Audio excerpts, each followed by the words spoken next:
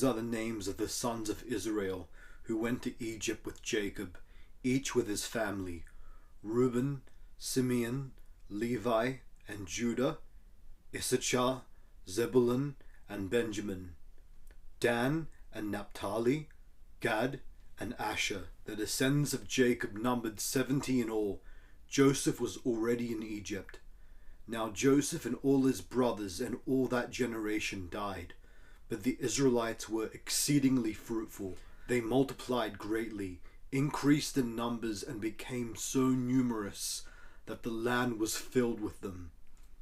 Then a new king, to whom Joseph meant nothing, came to power in Egypt. "Look," he said to his people, "the Israelites have become far too numerous for us.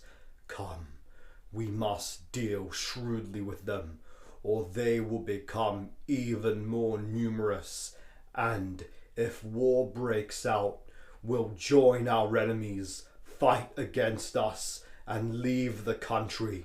So they put slave masters over them to oppress them with forced labor, and they built Pithom and Ramses as store cities for Pharaoh. But the more they were oppressed, the more they multiplied and spread. So the Egyptians came to dread the Israelites and worked them ruthlessly.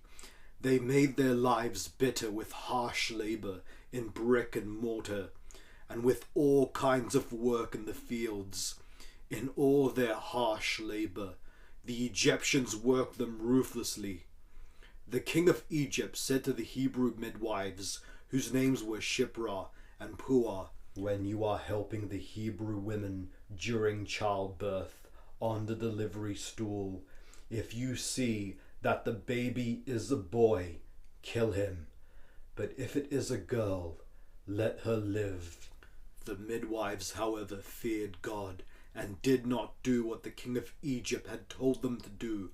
They let the boys live. Then the king of Egypt summoned the midwives and asked them, "Why have you done this? Why have you let the boys live?" The midwives answered Pharaoh, "Hebrew women are not like Egyptian women. They are vigorous and give birth before the midwives arrive." So God was kind to the midwives, and the people increased and became even more numerous. And because the midwives feared God, he gave them families of their own. Then Pharaoh gave this order to all his people: "Every Hebrew boy that is born you must throw into the Nile, but let every girl live."